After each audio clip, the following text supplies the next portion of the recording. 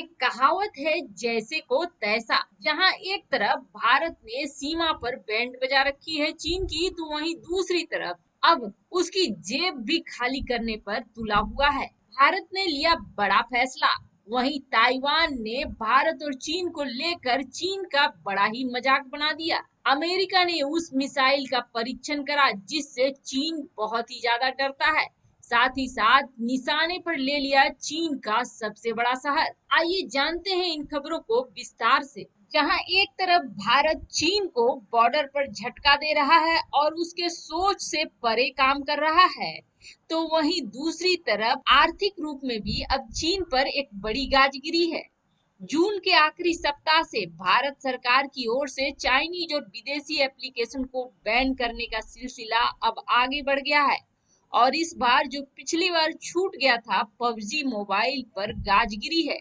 Popular multiplayer game समेत सरकार ने 118 चीनी एप्लीकेशन को बैन कर दिया। सरकार की ओर से कहा गया है कि ये एप्लीकेशन भारत की सुरक्षा, एकता और अखंडता को नुकसान पहुंचा सकते थे। नए आदेश में 118 एप्लीकेशन की लिस्ट शामिल है और सरकार की ओर से कहा गया है कि इन एप्लीकेशन की ओर से कलेक्ट किए गए डेटा को लेकर कई तरह के प्रश्न उठ रहे हैं और राष्ट्रीय सुरक्षा के मद्देनजर इन्हें बैन करने का फैसला किया गया है। आदेश में यह भी कहा गया है कि Indian cyber crime coordination centre और होम मिनिस्ट्री की ओर से इन एप्लीकेशन पर बैन लगाने की मांग की गई थी। सरकार ने आगे यह भी कहा है कि जिस तरह से ये डेटा कलेक्ट कर रहे थे उनके पैटर्न की जांच की गई और जब उनसे सवाल पूछा गया तो वे शक के घेरे में आ गए। इनकी वजह से इन पर बैन लगा दिया गया है। हालांकि आर्थिक तौर पर यह चीन के ऊपर बहुत बड़ा प्रहार है। वहीं दूसरी तरफ अब सऊदी अरब ने और एक बड़ा फैसला ले लिया है जिसके बाद कंगाली में आटा गीला हो जाएगा पाकिस्तान का, क्योंकि पाकिस्तान के ऊपर यह बहुत ही बड़ा झटका है।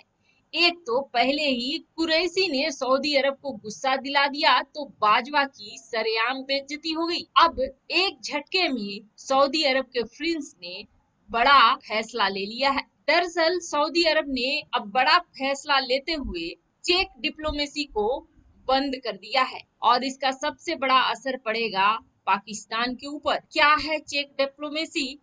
तो आप समझ लीजिए कि इस रणनीति और इस विदेश नीति के तहत सऊदी अरब आज तक आर्थिक मदद करके कई मुस्लिम देशों के साथ अपने संबंध को और भी प्रगाढ़ करता था।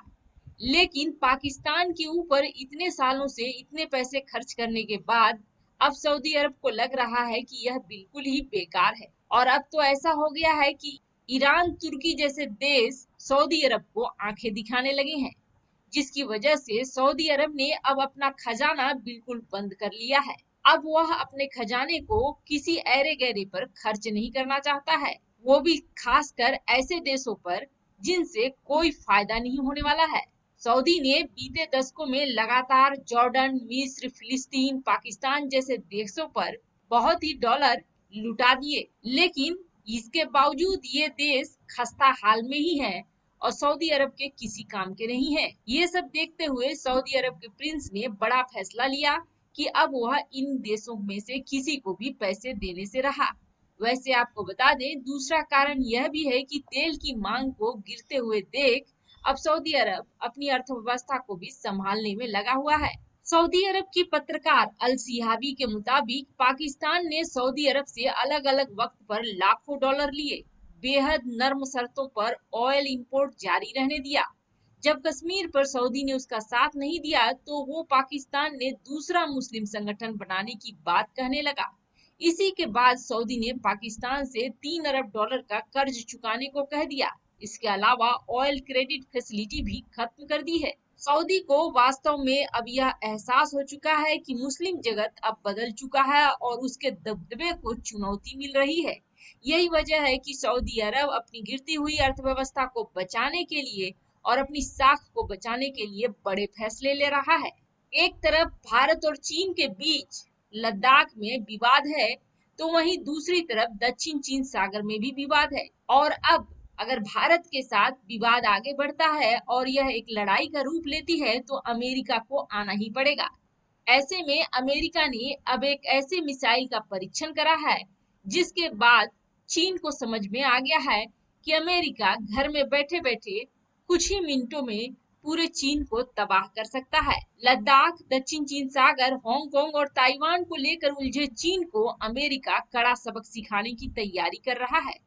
चीन के हालिया मिसाइल परीक्षण के जवाब में अमेरिका ने भी वाशिंगटन से पेइचिंग तक मार करने वाली परमाणु मिसाइल का परीक्षण करा है।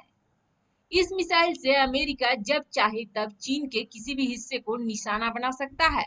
आपको बता दें, यह मिसाइल अमेरिका की उन चुनिंदा हथियारों में आती है जो युद्ध का नक्शा कभी भी बदल सकती है और इस मिसाइल की 3 पीढ़ियां अमेरिकी सेना में कार्यरत है। वैसे यह मिसाइल 50 साल पुराना है, लेकिन यह इतनी सक्षम है कि आज तक इसे डीकमीशन नहीं किया गया है। यह एक इंटरकॉन्टिनेंटल बैलिस्टिक मिसाइल है जो कि एक महाद्वीप से दूसरे महाद्वीप तक मार करने में सक्षम है। स्टेट ऑफ आर्ट हथियार होने के कारण इस मिसाइल को अमेरिका ने किसी भी दूसरे देश को नहीं बेचा है और इस मिसाइल की लंबाई 18 मीटर है जबकि व्यास 1.85 मीटर है। यह मिसाइल की स्पीड 3 मैक है जो अपने साथ 300 किलोटन तक का न्यूक्लियर वॉरहेड ले जाने में सक्षम है।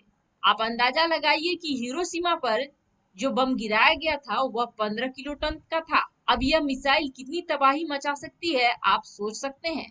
और ऐसा बताया जाता है कि अगर इसके न्यूक्लियर वॉरहेड को हल्का कर दे तो यह मिसाइल 13,000 किलोमीटर तक मार कर सकती है। वैसे इस मिसाइल का नाम है मिनटमैन। इस मिसाइल को अमेरिका ने चीन के नजदीक गुआम नेवल बेस पर तैनात किया है, जिसे फायर करने की जिम्मेदारी अमेरिकी स्ट्रेटेजिक फोर्स को है। साफ है, बात आगे बढ़ती है तो ये लड़ाई बहुत ही बड़ा रूप लेगी। चीन की अब स्थिति ऐसी हो गई है कि चीन पर दुनिया का कोई भी देश विश्वास नहीं करना चाहता है। अब इसी घटना को आप देख ले, भारत और चीन के बीच सीमा पर जो विवाद हुआ है, इस विवाद ने भारत के समर्थन में जहां कई देश आ गए हैं तो वहीं चीन के समर्थन में कोई भी नहीं दिख रहा है। चीन लगातार भारत पर आरोप लगा रहा है लेकिन उसकी तरफ कोई भी खड़ा नहीं है। अब तो यहाँ तक कि ताइवान ने भी चीन की बेइज्जती करनी शुरू कर दी है। ताइवान ने कहा है कि जो चीनी सेना ताइवान पर एक गोली नहीं चला सकती है वह भारत पर क्या मिसाइल दागेगी। अगर चीन को अपनी इज्जत बचानी है तो उसे चुपचाप अपने पड़ोसियों को छोड़ अपने घर में सिमट जाना चाहिए। जिस तरह से शी जिनपिंग भारत से लगातार हर मुद्दे पर हारते जा रहे हैं, वैसे में उनके अपने देश चीन में भी उनकी औकात शून्य पर आ जाएगी। वैसे ताइवान ने यह भड़ास इसलिए निकाली कि हाल के दिनों में चेक गणराज्य ने जब ताइवान के साथ अपने रिश्ते मजबूत करने चाहे, चीन ने चेक गणराज्य को भी धमकी दे दी थी।